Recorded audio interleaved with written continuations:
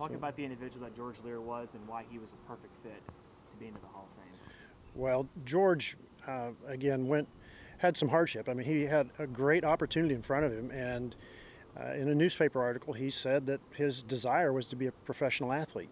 And so for these Tigers here, just to know the story of a man who had that opportunity and then was stricken with polio, and so quickly it was taken away from him. And to overcome that disease, go to the University of Iowa, get an accounting degree, then to become the auditor of Jackson County, Missouri, which is Kansas City, and oversaw the Truman Sports Complex as it was being built. Went on to defeat John Ashcroft in the state auditor's race for Missouri.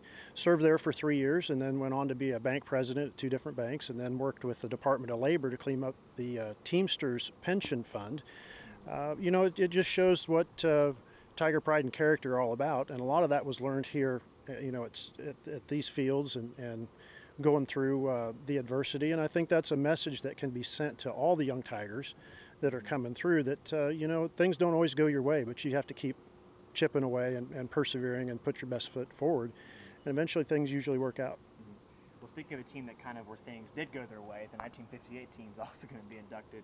Talk about, I guess, their legacy and why they were a great fit to be inducted as well. Yeah, those guys came through that 10-year period where the expectation was you were going to win conference championships, and they won a lot of them. And so once that starts happening, then the young kids as they come through, you know, they don't know any different. And that's really where the program is trying to get to right now.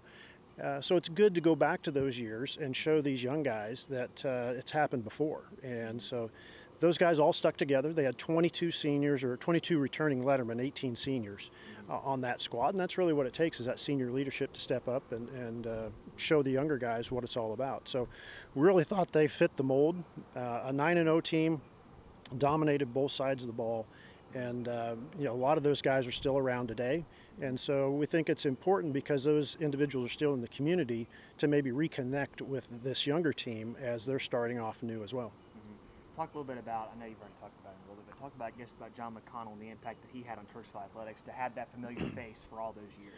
Yeah, John was here for nearly 50 years, and so he's seen a lot of kids come through, and he has a good perspective on what's important and what isn't. And so everybody knows Johnny's got a friendly face, and he's always willing to talk Kirksville Tiger sports with you, but he's probably been one of the biggest supporters that the programs here at Kirksville have ever had.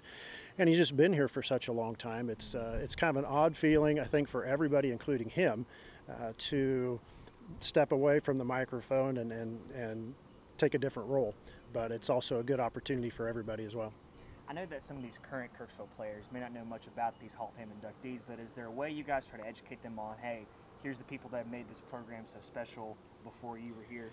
Yeah, great question. Yeah, we're going to hold the induction ceremony, formal one, at the Kirksville Country Club on September 19th. And the great thing about it this year is that the team's actually going to be able to attend. We've tried to coordinate that in years past, and schedules haven't allowed that to happen. But this year things are different, and it's going to be a really good opportunity for those players at Kirksville High to come in to the country club and watch these 3 inductees go in and hear the great words, that inspirational words that they're going to give to everybody, really.